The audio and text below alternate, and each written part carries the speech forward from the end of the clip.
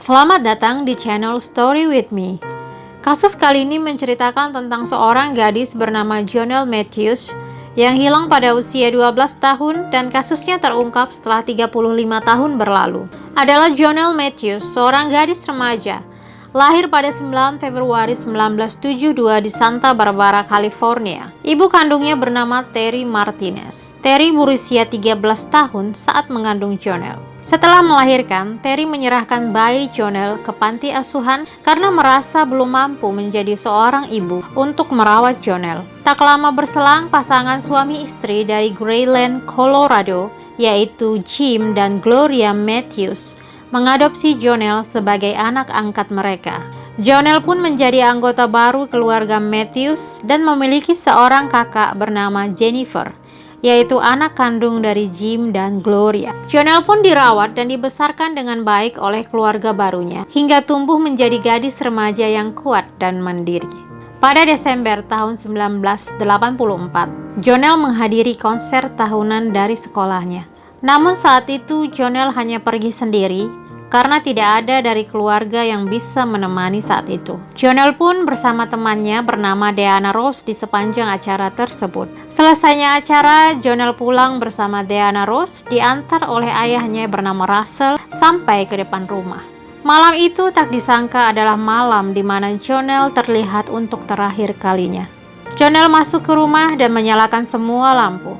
Sekitar pukul 8 malam, Jonelle sempat mengangkat telepon dari salah satu teman ayahnya, dan saat itu Jonelle hanya sendiri di rumah karena ayah, ibu, dan Jennifer kakaknya sedang berada di luar. Jonelle pun bersantai menunggu keluarganya pulang ke rumah. Pada pukul 9.30, Jim sampai di rumah bersama Jennifer dan mendapati rumah dalam keadaan kosong. Jonelle pun menghilang. Jim mendapati pemanas di ruang tamu masih menyala, selendang yang sering dipakai Jonelle yang tertinggal, dan sepatu Jonelle yang ia pakai saat ke konser.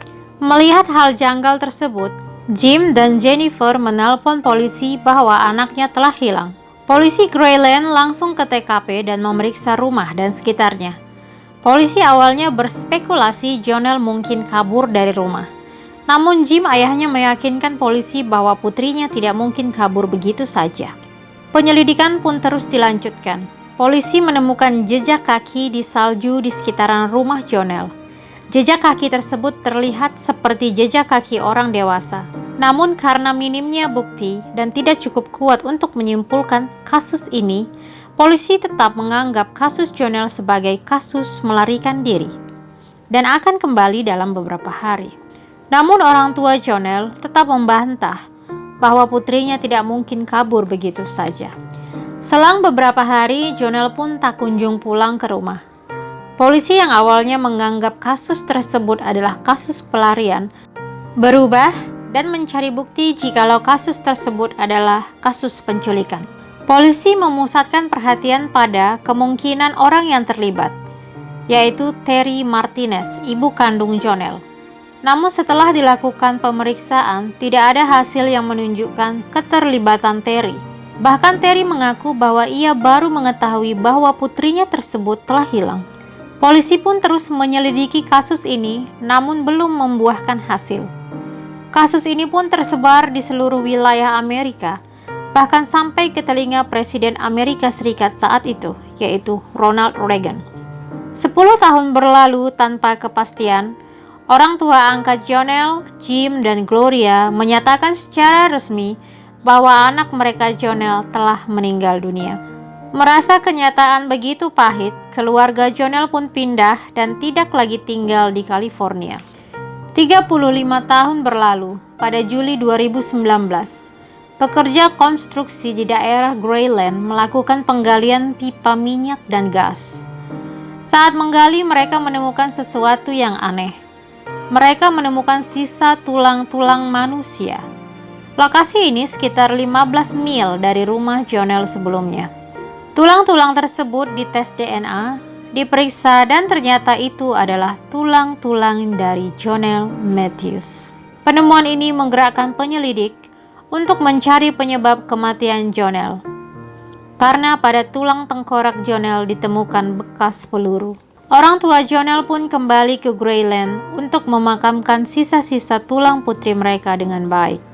Polisi pun melakukan penyelidikan dan pada 13 September 2019, polisi mengumumkan tersangka pembunuh Jonel bernama Steve Pankey, yaitu mantan kandidat gubernur Idaho tahun 2014 dan 2018. Berdasarkan dakwaan polisi, Steve diklaim menculik Jonel pada malam itu sekitar jam 8.30 sampai 9.30, lalu menembak kepala Jonel dan menguburkannya di lokasi tempat sisa tulang Jonel ditemukan.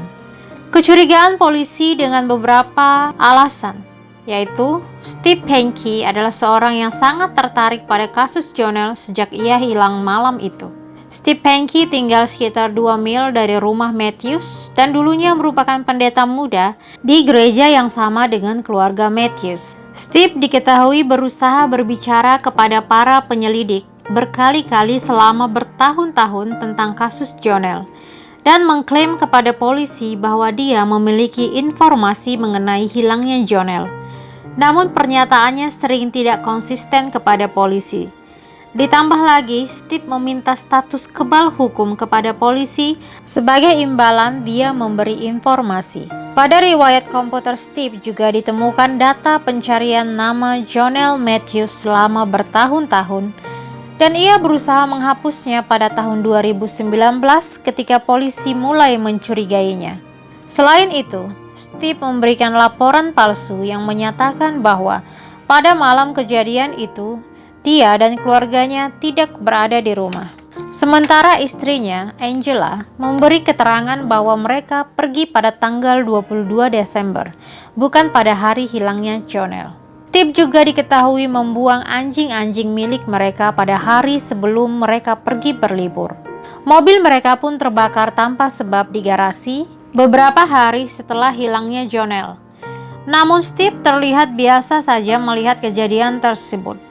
Polisi menyimpulkan kemungkinan ada barang bukti di mobil Steve sehingga mobilnya dengan sengaja dibakar untuk menghilangkan bukti tersebut. Steve sempat kehilangan putranya karena dibunuh dan Angela tidak sengaja mendengar Steve berkata, "Saya harap Tuhan tidak mengizinkan ini karena Jonel Matthews." Steve pun kerap kali terlihat gelisah tanpa sebab. Setelah dilakukan penyelidikan lebih mendalam terhadap Steve pun diketahui terlibat atas beberapa kasus kriminal beberapa tahun sebelum kasus Jonel.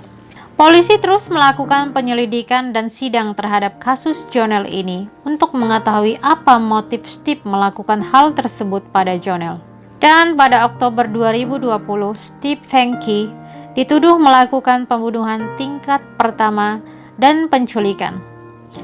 Pada November 2020, Steve Pankey yang saat itu sudah berumur 69 tahun, ditahan tanpa jaminan di penjara county di Idaho, menunggu ekstradisi ke Colorado untuk diadili. Demikian kasus kali ini, terima kasih.